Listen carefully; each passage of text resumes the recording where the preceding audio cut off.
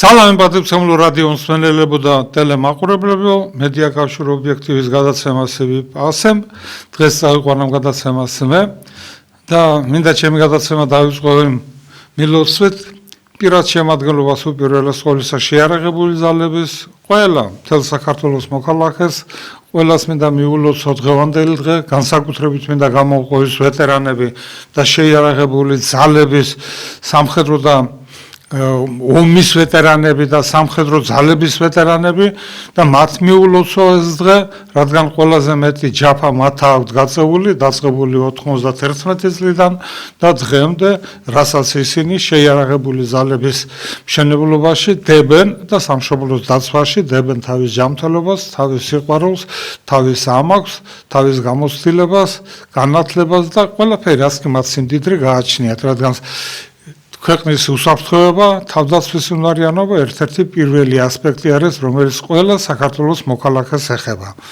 განსაკუთრებით მინდა აღნიშნო ძალიან იშვიათად, მაგრამ მინდა დიდი მადლობა გადაუხადო საქართველოს პრეზიდენტს, უმაღლეს შეიარაღებული ძალების, უმაღლეს და თავდაცვის ძალების უმაღლეს მთავარსარდალს, რადგან მის მიერ მიღებული გადაწყვეტილება ის, რომ დაეჯილდოებინა ოფიცრები, გენერლები, ოფიცრები, უმცროსი ოფიცრები, სერჟანტები და ჯარისკაცები შეიარაღებული ძალის ორდენებით, მედლებით, წახალისება მათთვის სამხედრო წოდების მინიჭების და ასე შემდეგ. ბევრჯერ მესმის და განსაკუთრებით აი დაჯილდოების, როდესაც მიანიჭეს მათიაშვილს გენერალ ლეიტენანტის წოდება და სხვა გენერლებს და პოლკოვნიკებს, ვისაც მიანიჭეს წოდება, მე წოდებებზე ლაპარაკობ. ხელად გამოჩნდა იმდენი ისინი, ამდენი გენერალი, რაში მიაწოდეს წოდება, გენერლობა და აი დაიწყეს იმაზე ლაპარაკი რა იყო აფხაზეთის ომში, რატო ყავდა ამდენი გენერალი. კიდევ მინდა ერთხელ ყველას შევახსენო. წახალისება არის თანამდებობაზე დანიშნა. ყველა თანამდებობას შეიარაღებულ ძალებში, სამხედრო ძალებში, ძალოვან სტრუქტურებში აქვს თავისი რანგი. ისევე როგორც განათლების სისტემაში, ისევე როგორც სხვა სისტემებში, სადაც რანგირება არის. უბრალოდ ვთქვათ ლაბორანტიდან და შემდეგ გასული ლაბორატორიებისა და საერთოდ კათედრებისა და მეცნიერებათა აკადემიების ყველა რანგირების თანამდებობის და საერთოდ არ რანგებთან დაკავშირებით მათი წოდებები. აკადემიკოსი იქნება, პროფესორი იქნება, დოქტორი იქნება, ასე არის შეიარაღებულ ძალებშიც. წახალისება არის თანამდებობაზე დანიშნა.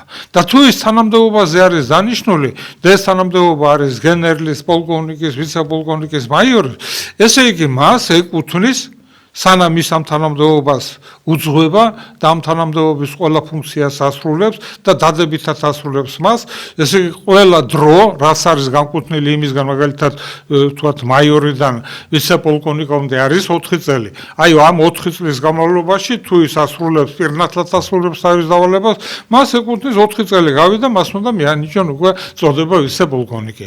არ არის დრო განკუთვნილი პოლკოვნიკიდან ბრიგადის გენერლამდე და ასე შემდეგ. იქ დრო არ არის განკუთვნილი, რადგან უკვე ის ასაკი ისეთი არის, პოლკოვნიკები ხდებიან სადღაც 45 წლის შემდეგ, ძალიან იშვიათად რომ 40 წლამდე, ეს განსაკუთრებული დამსახურება ჰქონდეს და ამის, მაგრამ ისე ვერ მიახსოვს, იმიტომ ისე არის რანგირება დროში გაწერილი, მაშინ ვადაზე ადრე უნდა მიანიჭონ ეს წოდება. ამიტომ მინდა კიდევ ერთხელ მივმართო იმ ადამიანებს, რომლებსაც გონიათ, რომ შეიარაღებულ ძალებში ჩვენთან არის ძალიან ბევრი გენერალი. გენერლის წოდება და გენერლის წოდებით, რომელიც ოფიცერი ან გენერალი მაგალითად მოღვაწეობს, ანუ სამსახურში არის ყველაზე დიდი 4-დან 7, მაქსიმუმ 10 წლამდე. შემდეგ ის თადარიგში გადის, მაგრამ ის გენერალი რჩება. ამიტომ იმას ლაპარაკი, რამდენი გენერლები ყავს. საქართველოს სრული შტატით შეიარაღებული ძალების, რომელიც მაგალითად არის 99 წლის ჟენევის ევროპაში ჩვეულებრივი შეიარაღებული ძალების შემცირებასთან დაკავშირებით განკუთვნილი კვოტებთან დაკავშირებით, საქართველოს რომელსაც ეკუთვნის მთელი მოსახლეობის არა უმეტეს 1%-ისა და კონკრეტულად წერია არამეტი 40,000-ისა ჯარი. შეიძლება საქართველოს ყავდეს. ამ 40,000 ჯარისათვის სადღაც 100 უпростоრად 1000 პირადი შემადგენლობის 1000 კაცზე ერთი გენერალია. შტაბებში გენერლები მეტია, მაგრამ ბრიგადაში არც ერთი გენერალი არა. თუმცა მე როგორც ვფიქრობ და მე ეს მქონდა გაკეთებული თავის დროზე და ჩვენი სამხედრო კოლეგია და უშიშროების საბჭო ამას დაეთანხმა, რომ ბრიგადის გენერლის წოდება ეს არის ბრიგადა და იმის გენერალი, ანუ პირველი ადამიანი. მართველი ვინც არის. მას ეკუთვნის ბრიგადის გენერლის თანამდებობა. ნუ რატომღა ჩვენთან შეგვეცილია და ბრიგადა პატარა არ არის 4000 კაცია. და რატო არ ეკუთვნის მას ეს თანამდებობა ამ თანამდებობასთან შეფარდებით ბრიგადის გენერლის წოდება. არა, ძალიან ბევრი გენერლებია. რატო არის ბევრი გენერლები? ვერ გავი თუ პროფესორები და დოქტორები არის 6000-ზე მეტი. ამ საქართველოს ამ პატარა საქართველოსაც 120,000 ადამიანის 6 ადამიანზე ერთი პროფესორი და დოქტორი. ეს რატო არ შეიძლება იქ შეერაღებულ ძალებს, როდესაც იმსახურებს გავიდა 5 წელი უკვე ეს გენერალი გადადგა სადარიგში გავიდა და მის მაგივრად ახალი ინიშნება. მაგრამ ეს გენერალი რჩება და ამდენი გენერალია. ეს არ არის სწორი. ეს არ არის სწორი და ესე იგი ეს არის დამცირება და ზოგიერთს გონია რომ გენერლობას როგორც ორდენს და მედალს არ ინჭებენ. არავითარ შემთხვევაში ის არის ამ თანამდებობაზე. მას ეკუთვნის გენერალი. თუ არ ეკუთვნის, მაშინ გაანთავისუფლეთ ამ თანამდებობიდან. აი ეს არის სახალისება თანამდებობაზე დანიშნა არის. ამიტომ მე ვფიქრობ და დიდი მადლობა მინდა გადავცე ჩვენს უმაღლეს მთავარსარდალს, რომ ეს საფეხური გადადგა და მიანიჭა ეს წოდებები, მაგრამ ძალიან ცოტა. რაც მე წავიკითხე მის მოხსენებაში ჯერ ერთი სამხედრო აპარატი აუცილებლად უნდა ყავდეს უმაღლეს მთავარსარდალს. აუცილებლად, იმიტომ რომ ასე არ იწერება, როგორც იყო გამოქვეყნებული, მიულოს მიენიჭება ამ და ამ თქვა გენერალ მაიორ ასეთ პირს მიენიჭოს გენერალ ლეიტენანტის წოდება. არა, უნდა იყოს დადგენილება მისი ნომერი, ან ბრძანებულება და მისი ნომერი, ამ ბრძანება და მისი ნომერი და ჩამოწერილი ვის კონკრეტულად. ეს ამონაწერი ამ ბრძანებიდან შეიძლება ბრძანება მთლიანად იყოს, ყველა იყოს იქ გაწერილი, მაგრამ ამონაწერი უნდა გაეგზავნოს იმ პირს, ვისაც მიენიჭა ეს. ეს არის ის დამსახურება, რომელიცაც სახელმწიფო მეთაურმა ის შეაქო და დააჯილდოვა. დააჯილდოვა, რომ ის გენერალი არის. იმიტომ რომ მან ეს სამსახური ეს თანამდებობა მან აღასრულა. ამიტომ ფიქრობ, რომ ეს არის დიდი შეცდომა და ამიტომ სია უმაღლეს მთავარსარდალს დღესასწაულები არის, დაბადების დღეები არის, სხვა რაღაცა ისეთი ნაწილის დღე არის და ასე შემდეგ. რატო არ უნდა იყოს დაჯილდოებული? აბა მიდით მეფის რუსეთის ჯარში ნახეთ, რამდენი არის და 4 გიორგის კავალერი არის საქართველოში. აი ეს უფრო კარგად მამია გოგოლაძე მისის და ჩვენ მოვიყვანთ მასზე და დავთვლით იმას, რამდენი წმინდა გიორგის კავალერი არის იყო იმ მეფის რუსეთში და იმ ჯარში არ ყოფილა ისეთი ჯარისკაცი, რომ იქიდან გამოსულიყო და ეს კავალერის ისინი არ ქონდათ. თუნდაც ის აიღეთ ქართულ ჯარში რამდენი მსახურობდა მათგანი. ამიტომ მე ვფიქრობ, რომ ზოგჯერ რომ დაგვიგდოთ ყური ჩვენ იმ ვეტერანებს, ვინც გამოვიარეთ, ნუ რა არის 36 წელი მსახურობდი შეიარაღებულ ძალებში. არიან რომლებიც მეც ბარდიკ ბორდიბაიძე რამდენ მსახურობდა ჩვენთან რობერტ თავაძე გენერალ ლეიტენანტი, რომელიც ქართულ ჯარში მას არაფერი არ მიუღია იმ წოდებებიდან, რომელი წოდებებითაც ის მოვიდა. იყო ставка верховного главнокомандования уралიდან восточного направления. уралიდან წყნარი ოკეანის ჩათვლით რაც ჯარები იყო და ფლოტი იყო, ყველა მას ექვემდებარებოდა ზურგის დარში. და ეს ადამიანი ჩვენთან მოვიდა, რა წოდებითაც მოვიდა, იმ წოდებებით წავიდა. ერთადერთი რომ ფრონტზე იყო, სულ იქ იყო, აფხაზეთში იყო. რამდენი გენერალი ეს გენერალი მოვიდა, პირველი გენერლის წოდება მაგან 74 წელს მიიღო. რა დასამადლებელი თქვენსგან, ჩვენსგან, ვინმესგან, საქართველოში ვინმესგან მას დასამადლებელი რა ქონდა? ან ვანო გურგენიძეს რა ქონდა? ეს ადამიანები, რომლებსაც მე ვლაპარაკობ, ასეთი ბევრი არ არის. ეს რომელსაც სამი გიორგი იმის რა ქვია ვახტანგ გორგასლის სამივე ხარისხის ორდენი აქვს, მესამე, მეორე და პირველი. ეს გმირის სტოლპასი არის. ეს დღეს ეს სამივე ორდენი აქვს კობა კობალაძეს. მესამე, მეორე და პირველი ხარისხის ორდენი. ეს არის უდიდესი ისის გმირის სტოლპასია. და ეს საზოგადოებამ არ იცის. და ეს ადამიანი ვეტერანთა დეპარტამენტში არის დღეს, როდესაც მას შეუძლია იმსახუროს ნებისმიერ უბრალოდ რო იყოს არა ის ვეტერანთა დეპარტამენტი საპატიო და კარგი თანამდებობა და შესანიშნავად მე პირადად კმაყოფილი ვარ რასაც აკეთებს. რა თქმა უნდა ჩვენ მოთხოვნა უფრო მეტი და მეტი გვაქვს, მაგრამ ეს ჩვენი უფლება არის და ჩვენ ვართ იმისი უფლებაც გვაქვს ჩვენ რომ ეს მოვითხოვოთ და ის ცდილობს დადის ყველა რეგიონები მოიარა მე ვეტერანთა დეპარტამენტზე ლაპარაკობ. კი, ბევრია რაღაცა ისინი რომელიც ჩვენ არ მოგწონს რაღაცას იმახშობით, მაგრამ ის საშუალება რაც გააჩნია აკეთებენ. მაგრამ ეს ადამიანი არის 3 ორდენის კავალერი. ეს არის გმირი. ასეთი ბევრი არ იყო. ეს ლანჩავა იყო ეს 3 ორდენი ხონდა მინიჭებული და ეს 3 ორდენის ვანო გურგენიძე იყო ჩვენი გენერალ-ლეიტენანტი რომელსაც ეს ორდენები ხონდა მინიჭებული. მე რატომ ლაპარაკობ? ეს ადამიანები დაფასებული უნდა იყოს. ცოცხლებიც არიან, ვიც არიან კავალერები ვახტანგ გორგასლის ორდენებით. მე განსაკუთრებით მინდა აღვნიშნო ის ორდენები რომლებიც გია ღარღარაშვილი ყოველთვის თავს არინდებდა, მაგრამ არასდროს არ დანანებია არც ერთი ჯარისკაცისთვის, არც ერთი უმცროსი და უფროსი ოფიცრებისთვის, არც გენერლისთვის წოდების მინიჭება, ორდენებით დაჯილდოება და ყოველთვის მე როგორც გენერალური შტაბის უფროსი ყოველთვის მთხოვდა რომ მიმეტანა მასთან ეს სია და ამ სიაში ყოველთვის ამატებდა და არ არსებობს რომ მიმეტანა მასთან სია, ვინ უნდა ყოფილიყო დაჯილდოებული მეთაურების და იმის გამოგზავნილი პატაკების მიხედვით და ეს მას არ შეესწორებინა როგორ კი არა მოეშალა დაემატებინა თავისით.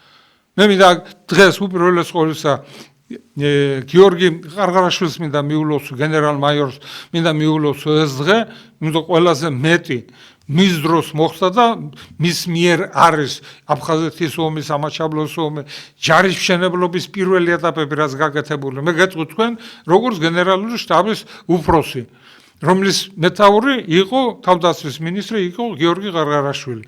უკეთესი თავდაცვის მინისტრი ჩვენ არ ყოლია.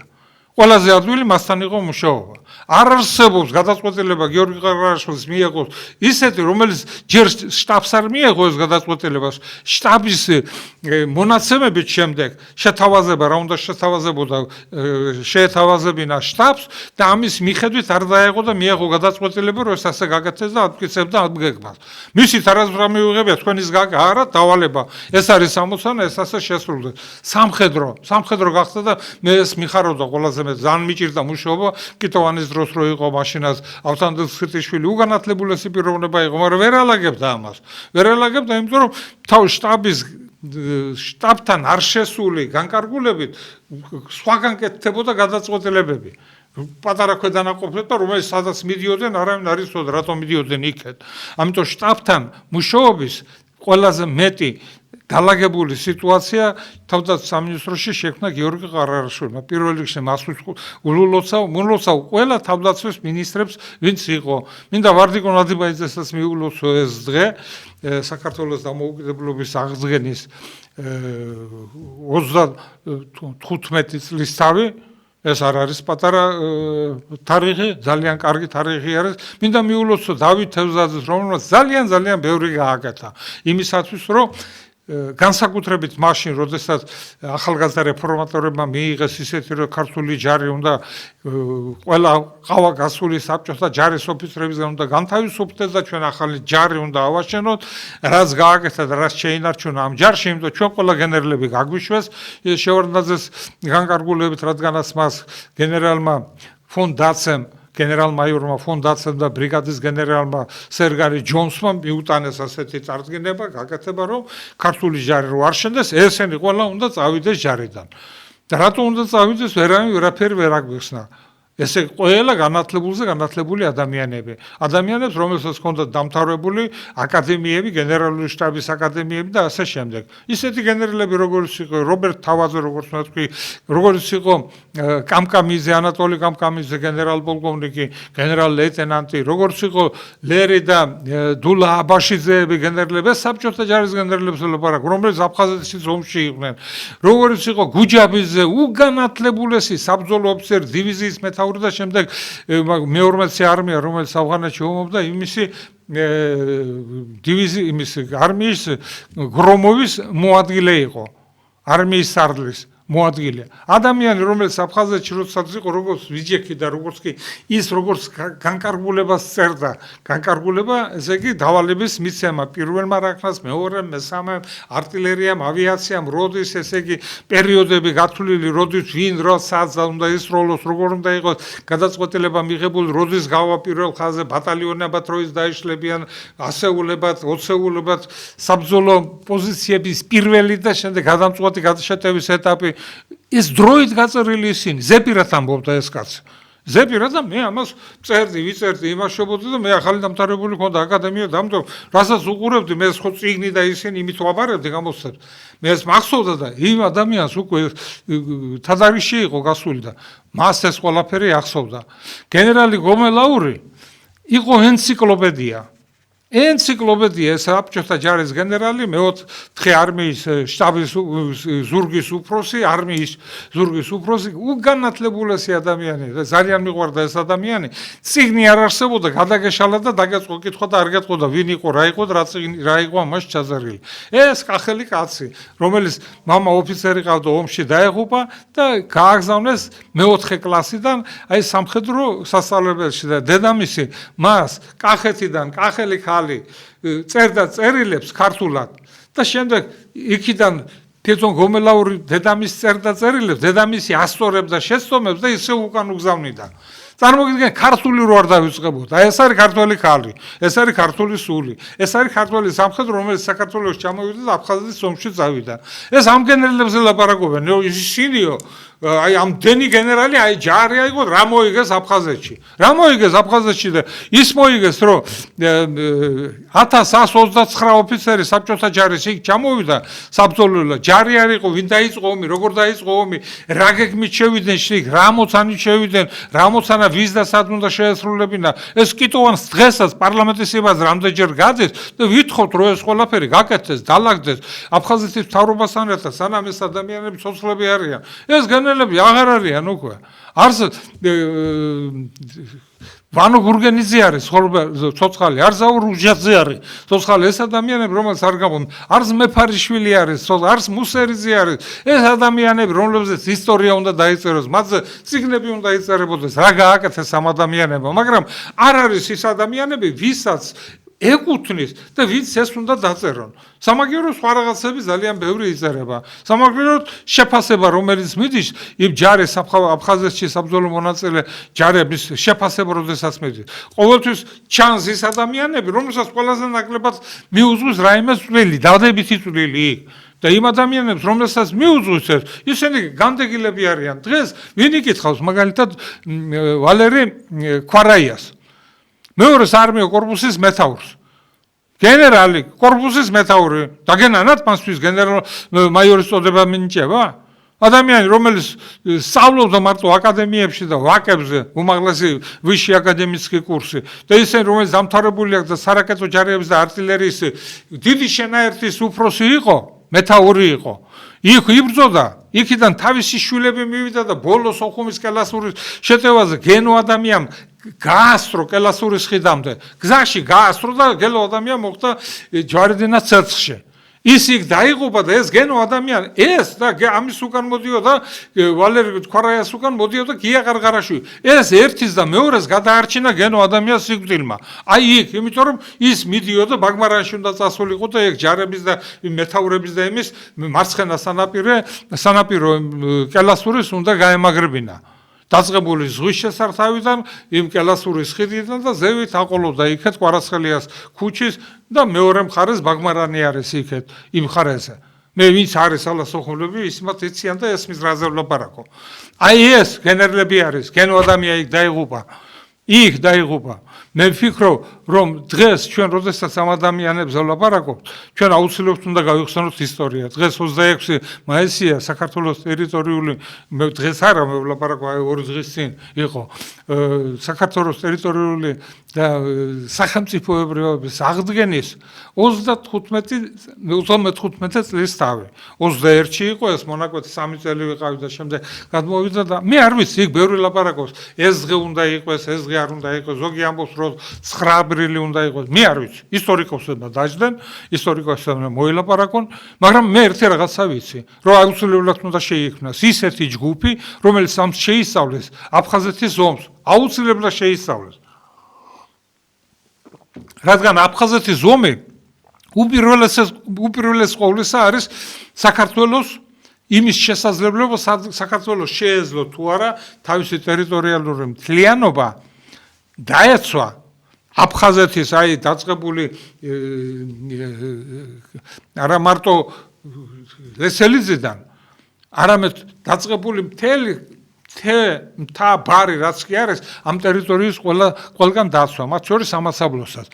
მათ შორის ის ტერიტორია, რომელიც ესაზღვრებოდა იქიდან თურქეთს, სომხეთს, აზერბაიჯანს, მთების გადაღმა დაღესტანი და ასეთი კავკასიის მთები და შავი ზღვის პირის სანაპირო დაცვას, ამისი უნარი ჰქონდა თუ არ ჰქონდა და ჰქონდა. მე უყურე აღლუნს, რომელიც იყო 26 მაისს, რომელიც ჩაიბარა უმაღლესმა მთავარსარდალმა და კიდევ ერთხელ უმაღლეს მთავარსარდალს აუცილებლად ჭირდება ის სამხედრო ჯგუფი, გამოცდილი ადამიანები, რომლებიც დააწერინებენ სწორად ბრძანებას, ასეთი არის საქმის წარმოების 125 ბრძანება იყო ჩემ დროს გაკეთებული იყო, მე როგორც გენშტაბის უფროსი ვიყავ, ჩვენ ძალიან გამოცდილი ოფიცრები თავზე და ბევრი რაღაც ოფიცრები ყავდა, რომლებსაც შეძლეს ამის გაკეთება, ქართულად დავწერეთ, გავაკეთეთ, როგორი წერება ბრძანება, როგორი წერება წარდგენება, როგორ აჯილდოებენ, როგორ შეიძლება დაჯილდოვდეს ადამიანი, იმიტომ რომ ბევრი არის ისეთი, როდესაც სწორად არ შეასრულებს და შემდეგ მისი სწორად შესრულებას შეუძლებელია. მაგალითად დავით თევზაძეს პირველი ორდენები როდესაც იყო, თავით გორგასლის ვახტანგ გორგასლის პირველი ხარისხის ორდენი ჩაუწერეს, როგორც იმ ოპერაცია, რომელიც შეასრულა დავით თევზაძემ, ის დაეჯილდოებინათ ვახტანგ გორგასლის ორდენი. დაუწერეს პირველი. ჩვენ გადავწერეთ ეს ყველაფერი და გავაკეთეთ, თუნდა იყოს დაწერილი მესამე. თორემ პირველი შემდეგ მესამეს და მეორეს მიენიჭება არ შეიძლება. ეს რო წარედგინა და მიანიჭეს პირველი ხარისხის ვახტანგ გორგასლის ორდენი, შემდეგ შეუძლებელი იყო მისთვის დაბრუნებოდნენ მესამე და მეორე ხარისხის ორდენი მიანიჭებინა. ეს არის ის, რაც ჩვენს წარდგინებას თბილისში უკვე შესვალეს და ვითომ კარგი გააკეთეს, ამ დროს ვერ გააკეთეს კარგი. ამის შემდეგ ჰქონდა ბევრი რაღაცა გაკეთებული დავით თევზაძეს და მის მე-11 ბრიგადას. მე მარტო მაგაზე არ ვლაპარაკობ, სხვა მეთაურებზეც ვლაპარაკობ, რომელსაც არანაკლები ჯაფა გაწიეს იმისათვის, რომ საბრძოლო მოქმედებებიდან გამომდინარე, რომელიც შემდეგ მოაწერა საქართველოს მთავრობამ ხელი, რომ გამოეყვანათ აფხაზეთიდან ძიმე ტექნიკა და შეიარაღება და ამ დროს ესე იგი მოლაპარაკების ვერც ერთი პუნქტი ჩვენმა მხარემ ვერ დაიცვა, ვერც აფხაზურ მხარეს და რუსულ მხარესაც მოსთხოვეს, რადგან მათ შორის იდგა რუსული მხარეს და საერთოდ მოონგის იდგა მისი ორგანიზაცია ბნიონ ხნაცი გრუზივს ვაფხაზი. ისინი სიდგა, მაგრამ პასუხისმგებლობა არავინ არ აიღო თავის თავზე. არ გაკეთე, ემათმა გაიტანეს, რუსებმა შემოატანინეს, ან მისცეს დახუჭეს თვალი, რომ აფხაზებმა ტექნიკა შემოიტანეს, შემოიყვანეს, ბატალიონები შემოიყვანეს. ისინი ბატალიონები, ხერსონის ბატალიონი, რომელიც იყო მე-14 არმიის, ლებედის არმიის, რომელსაც ლებედებს ზოგიერთი ჩვენი მაღალი ბიზნესმენი და ისინი უჭერდა მხარს მაშინ 95 წელს ელცინს რო ხმას აძლევდნენ. ამ დროს იმ მე-14 არმიის ლებედის არმიის მისი ძმის პოლკი, რომელსაც 159 კაცი იყო დაღუპული, რომლებიც ზოგი დარიგში გაიყვანეს, ზოგი შობულებაში გაუსვეს და ისინი გუმისთაზე არ ბოდიშვიხსი. დამიზე დესანტის გადმოსრომის დროს ორივლის ისინი იქ მოქმედებდნენ და იქ ლებედის ძმა, ეს პოლკის მეთაური დაიჭრა ბოდიში და იმ ადგილზე უკან არის რასაც ქვია.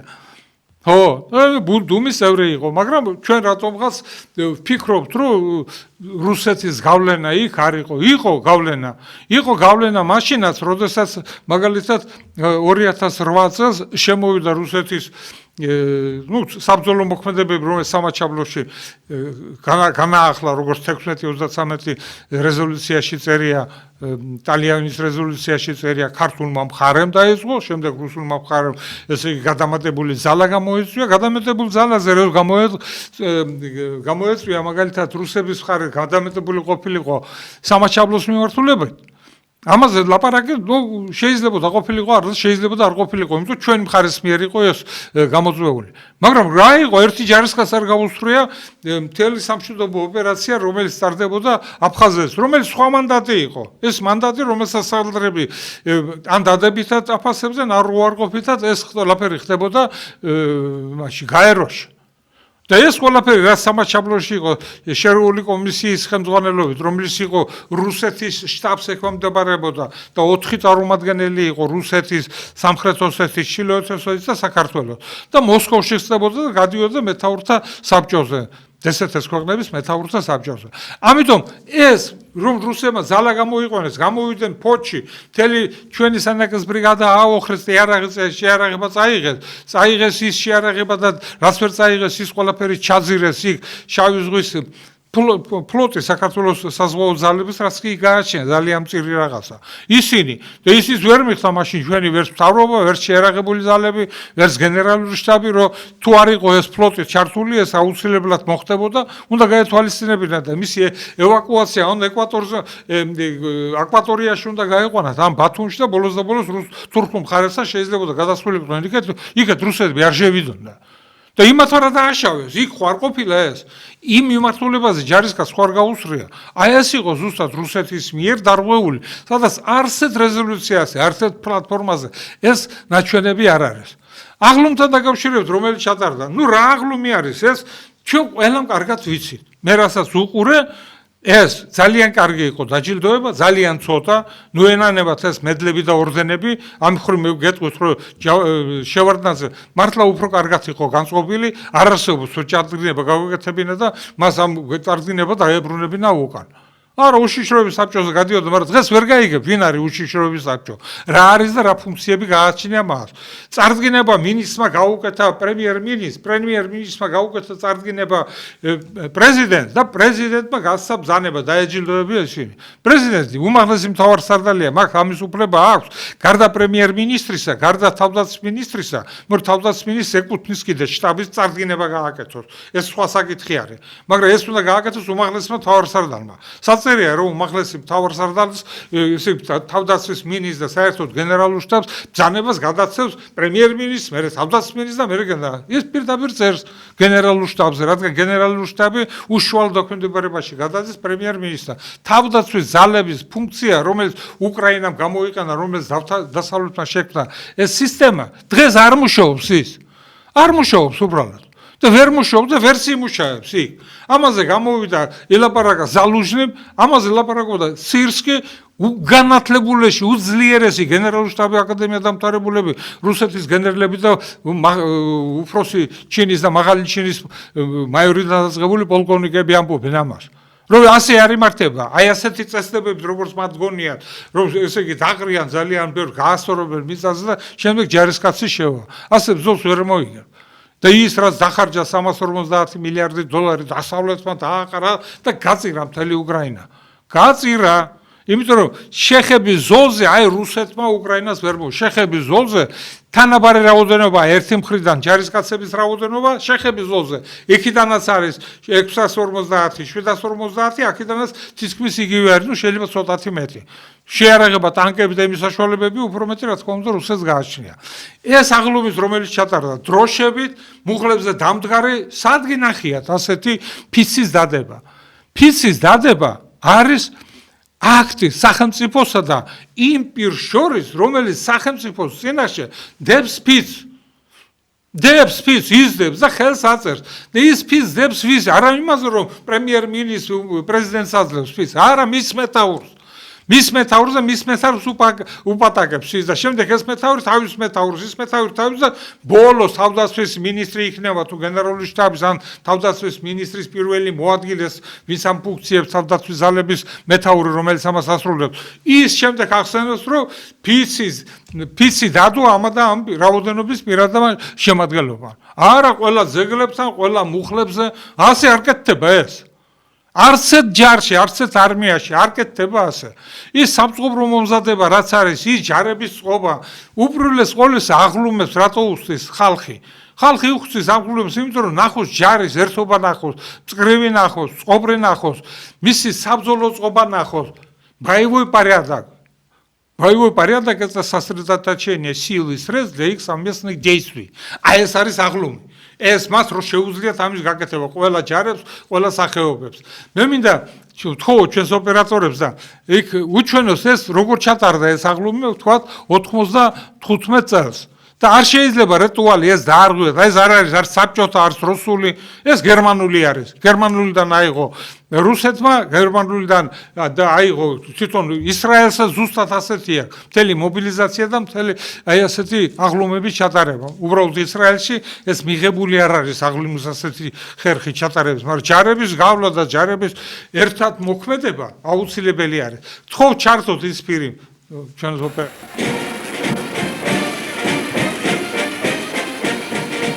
საქართველოს დამოუკიდებლობის დღისადმი მიძღვნილი შეიარაღებული ძალების სამხედრო აღლუმს ხელმძღვანელობს თავდაცვის მინისტრის პირველი მოადგილე თბილისის გარნიზონის უფროსი გენერალ-მაიორი გურამ ნიკოლაიშვილი.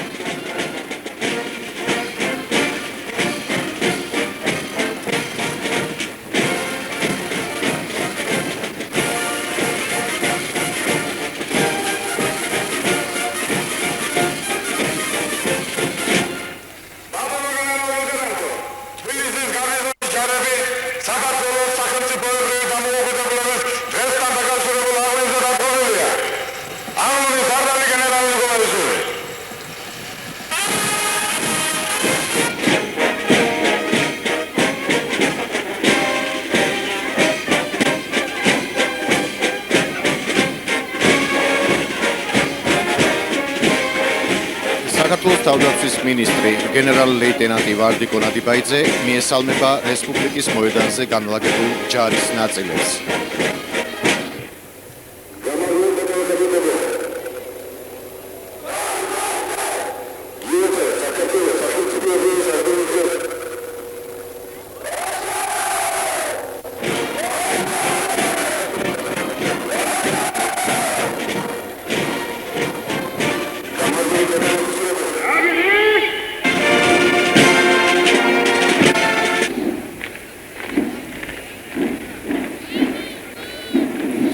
რესპუბლიკის მოედანზე სამხედრო აღლუმში მონაწილეთა შორის პირველ რიგებში არიან საქართველოს რესპუბლიკის თავდაცვის სამინისტროს კადეტთა კორპუსის მოსწავლეები.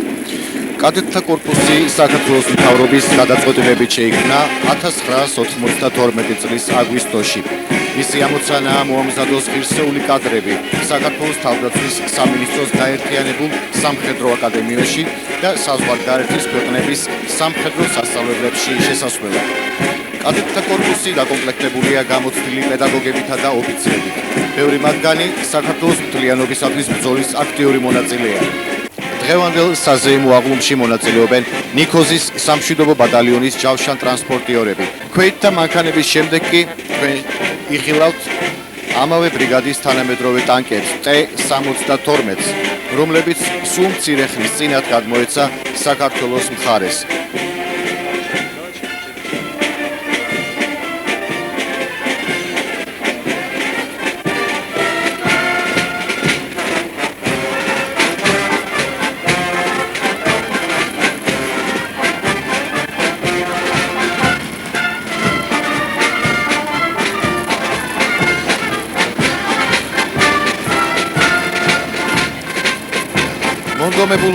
მონდომებულმა მებრძოლებმა იგი უკვე საკმაოდ კარგად აითვისეს.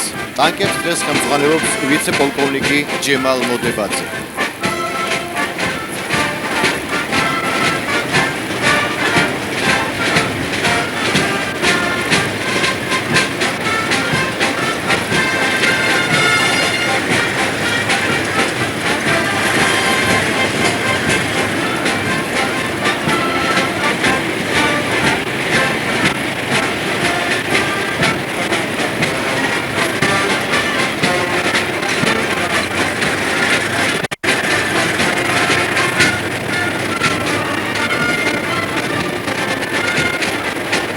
ჯავშან ტექნიკას მოედანზე არტილერია ცვლის. 80 მეხედისა და 122 მმ-იანი ჰაუბიცების სვლას მეთაურობს მაიორი ზაზა არჩვაძე.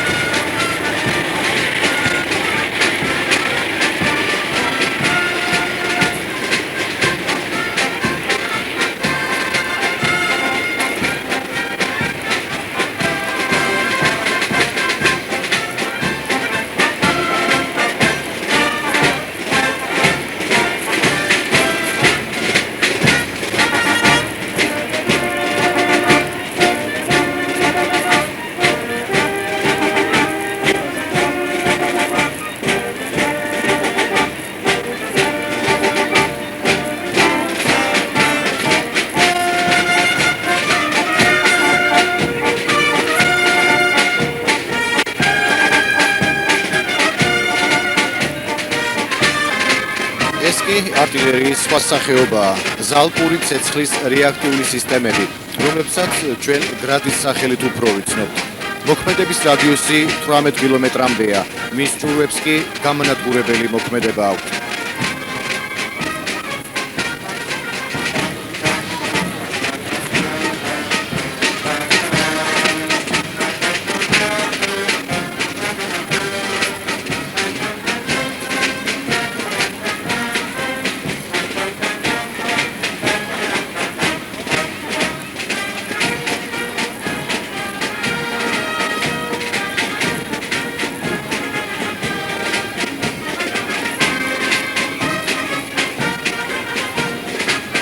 და ბოლოს საბრძოლო ტექნიკის აღლუმს ასრულებენ ჰაერ-საწინააღმდეგო თავდაცვის კომპლექსები S-125 და S-75.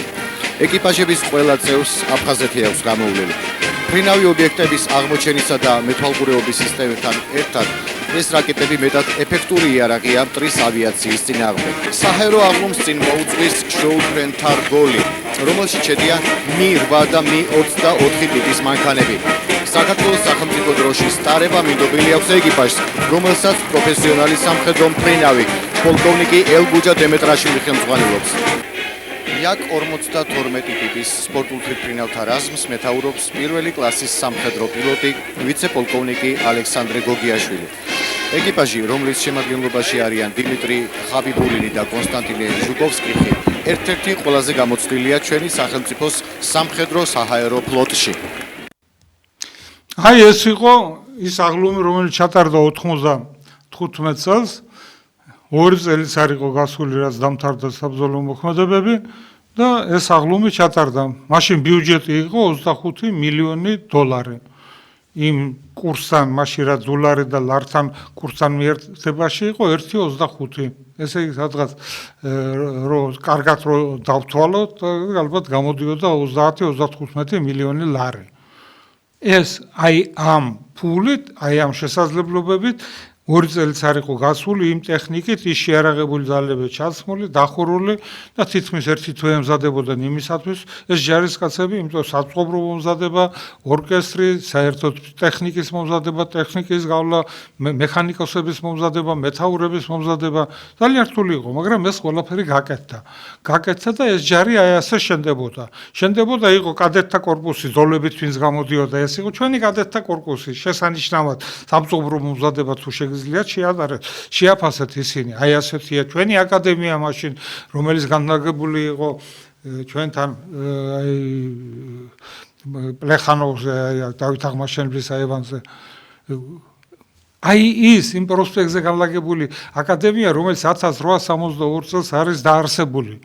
დაარსებული ალექსანდრე მეორის მიერ და რომელიც ინიციატორი იყო გრიგოლ ორბელიანი. ძალიან დიდი თხოვნა ვისთან არ მივიდა რა არ გააკეთა გრიგოლ ორბელიანმა, რომ საქართველოში ეს კადეტთა კორპუსი იუნკერთა სკოლა ჩამოყალიბებულიყო და დაარსებულიყო, გაკეთებული იყო. მე მაგალითად უდიდესი პატივისცემა და უდიდესი რა შეედრება დავით აღმაშენებლეს, მაგრამ მე ვფიქრობ, რომ ეს სამხედრო სკოლა შეიძლება ყოფილიყო აი ზუსტად გრიგოლ ორბელიანის სახელობის.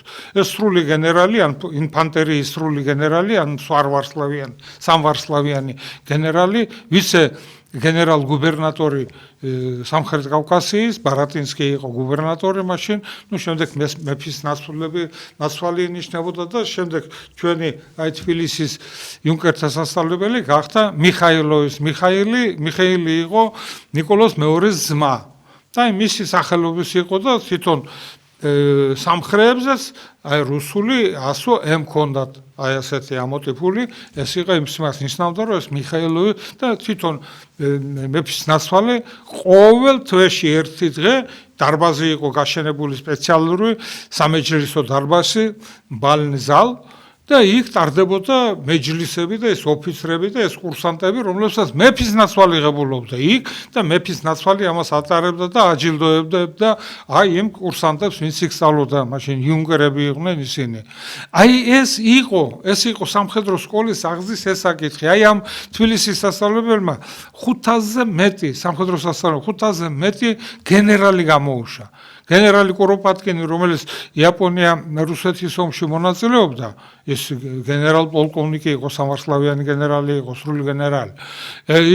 ის იყო დაბადებული ჩვენთან თეთრი წყაროში, ბელი კლიუჩ, დამთავრებული ჰქონდა ჩვენი სასწავლებელი, შემდეგ რა თქმა უნდა სხვა სასწავლებელების და გენერალური შტაბის აკადემიას და ერთ-ერთი ასეთი იყო, ჩვენ საბჭოთა გენერალები რამდენი ვიცით, ჩვენს ჯარში, ჩვენი კვინიტაძე, დავით აფხაზი, რომელიც ჩვენ ისტორიული გენერლები არიან, ოდიშელიძე გენერალი, გედევანიშვილი გენერალი, მეფის რუსეთის გენერლები, რომელსაც ესკოლო კიკნაძე, რომელსაც ეს კადეტთა კორპუსი ჰქონდა დამთავრებული და პაშსკაია სასწავლებელი, ეს არის განსაკუთრებული დაფასებით სასწავლებლები, რომელიც ჰქონდა ქართულ ოფიცრებს, ქართულ მეფის რუსეთის, მაგრამ იმათ უყვარდათ საქართველოს დამოუკიდებელ ჯარშიც, დამოუკიდებლობის აღდგენილ ჯარშიც ისინი მსახურობდნენ და იცავდნენ და გმირებიც არიან, დღესაც ვიცით, რომ ისინი გვირები არიან, მაზნიევს, გენერალ მაზნიევს, მე არც რუსი და არც ქართველი, ქართველი ოფიცერი ვარ, გენერალი ვარო,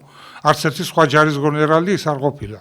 ქართველი გენერალი, ქართველი რუსი ეროვნებით, რომელიც ქართულად ლაპარაკობდა, ქართულად გაზრდილი, ის, რომელმაც საქართველოს მოუტანა თავისი გმირობით, მოუტანა ის რისი გაკეთებაც მას შეეძლო. და ეს რა არის? დაებრუნა აჭარა მაშინ. ორჯონიკიძე ჩვენ ლანძღავთ კი ბევრი რაღაცები აქვს ისეთი გაკეთებული, მაგრამ ამ მომენტში, როდესაც მას მიანდო ეს მე-11 არმიის ქვედანაყოფები და ნაწილები, მათ უხელმძღვანელობამ მაზნიაშვილმა და გაათავისუფლა ბათუმი. დღეს ასია ბათუმი საქართველოს შემადგენლობაში, თორე ყარსის ხელშეკრულებით ბათუმი უნდა ყოფილიყო თურქეთის შემადგენლობაში. მე ამ დღევანდელი გადაცემა რატომ მიუძღვენი ამ საკეს? მიუძღვენი, იმიტომ რომ ბევრი ყავს ჩვენ ისეთი, რომელიც თავისი აზრის გამოთქვა უნდა და გამოთქვას და თუ შესაძლებლობა ძალა ან თანამდებობა ამის უნარს აძლევს, ის ყველაფერს ცვლის. და ის არც ტრადიციებს უყურებს, არც კანონებს უყურებს, ვერც ფლობს დღევანდელი ქართული ჯარის შემადგენლობა, მე გენერალებს და ოფიცრებს არ ლაპარაკობ. მათ განათლება აკლიათ, იმიტომ ეს ვერ მისვა ჩვენმა, სახელმწიფომ ვერ მიცა მათ. ვერ ჩამოაყალიბა ეს განათლების სისტემა და სკოლა. მაგრამ ისინი ყველგან დაიმსახურეს და ყველგან პირველი იყო. ავღანეთის ყველა ოპერაციებში, ავღანეთის მალის ოპერაცია, ერაყის კოსოვოში ოპერაციაში, სადაც ისინი განსაკუთრებული დავალებათა კორპუსში, რომელიც გერმანიაში იყო და ჩვენი ასეული იყო 180 კაცი წარდგენილი. იქაც პირველები იყვნენ ყველაფერზე. ყველგან სამშვიდობო ოპერაციებში, რომელსაც ატარებდა მაშინ ეგიდით ეს სწავლებები რო ტარდებოდა, PFP-ის პროგრამით იყო ასეთი სწავლებები. იქაც პირველები ვიყავით, იმიტომ ჩვენ ვამზადებდით, მიდიოდნენ გენერალ შუბლაძის აკადემიის კურსანტები მიდიოდნენ და ამზადებდნენ ამ პირად პირველები იყვნენ. და დღეს ისინი განათლებას ვერ ღებულობენ. ჩვენი სამხედრო აკადემია, რომელიც ისე არ აძლევს სპეციალობას, არავის არ აძლევს. არ აძლევს სპეციალობას, იმიტომ რომ იქ ფაკულტეტები არ არის, არც საერთო საჯარისო, არ არის, არც საარტილერიო, არც სატანკო არ არის, არც საზღვაო, არც საავიაციო, არ არის. არ არის და როგორ კიდე ესენი გაზადო, არ არის ის კურსები, რომლებიც იქნებიან დაინიშნათ და იყო 20 სეულის მეთაური, გახდა 100 სეულის მეთაური. გააგზავნეს 3 თვიანი, 6 თვიანი კურსებზე და მიიღოს განათლება 100 სეულის მეთაური რასაკეთებს. არტილერიის სარკე, ფეხოსანის სარკე, არტილერია სარკე, ის რა ქვია, საინჟინრო სარკე, საზღვაო სარკე და ასე შემდეგ, კაპიტნის კურსებს რომელსაც ეძახება. შემდეგ ზენდე შტაბის უფროსი, ბატალიონის, დივიზიონის, შემდეგ ბატალიონის მეთაური და ასე შემდეგ. ხონდა სადიღებენ ისინი, გააგზავნეს სადღაც სასწავლებლად, შემდეგ ჩაწერილი აქვს აი ესე მთელი ისინი, გაიარა ამისი კურსი რა 3 ლექცია მოისმინა. ჩამოვიდა ჯარში ეს სხვა სტრუქტურა, სხვა მოთხოვნებია, სხვა ტექნიკა, სხვა ამოცანა, სხვა რელიეფია. ესე იგი რა მომზადდა, არაფერი არ მომზადდა. მე ამას რატო ვლაპარაკო? მე ეს არის ის, რომელიც არაერთხელ მიმართე ჩვენს პრემიერ-მინისტრს, მიმართე ჩვენს პრეზიდენტს, მიმართე ჩვენს პარლამენტს. სამხედროსთან დაკავშირებით არავითარი ძვრები არ მიდის. თქვენ გონიათ თქვენ რამე იცით? არ იცით, ის ვინც იცის ეს არის ვალერი ჩხეიძე, უბრალოდ ვალერი ქვარაე ბოდუშვიქსი, ვალერი ჩხეიძე ძალიან დამსახურებული მეზღვაური და ძალიან ბევრი აქვს გაკეთებული ვალერი ჩხეიძე, მისი ხსოვნა იყოს, იმიტომ რომ ის ამ საღლუმზე შეხვდებოდა, იმიტომ 28 მაისი მესაზღვრების დღე იყო ზუსტად. აი ამ დღესთან დაკავშირებით ძალიან ბევრი აქვს მას გაკეთებული. ოშხერელი რომელიც ისო რეაქტიული პოლკის ნომერ 1 მეთაური ამიერკავკასიის ოლქში. და ამდენი დივიზიაც იყო და ამიერკავკასიაში იყო 14 დივიზია, ყველა ამ 14 დივიზიას თავისი რეაქტიული პოლკი ყავდა და ამ პოლკების ყველა იმაში პირველი იყო თენგიზ ოშერელი. არ არის აი აქ არსად წარმოდგენილი ჩვენი ფრინაე ვალერი დამაიცა ბოდიშვიქს გაიხსენებ ახლა გვარ.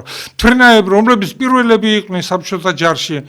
საბჭოთა ჯარში რომელსაც აღლუმებსაც ხსნიდნენ, საავიაციო აღლუმებსაც ხსნიდნენ მოხსოვში. ისინიც არ არიან დაფასებული. მეცად გეტყვით, მე გენერალური შტაბის უფროსი არ მახსოვს 2004 წლიდან და მანამდეც კიდე თქვათ 1-2 წლის რომ ვინმე სადმე დავეძახა. აი თუნდაც იქ ზიან ნახეს ვეტერანები, რომელსაც მე არ ვიცი ვინ არიან ის ვეტერანები. ღმერთით ფიქრობ რომ დამსახურებული ხალხია. მაგრამ არც ეჯერ არ დაუზახივართ მე.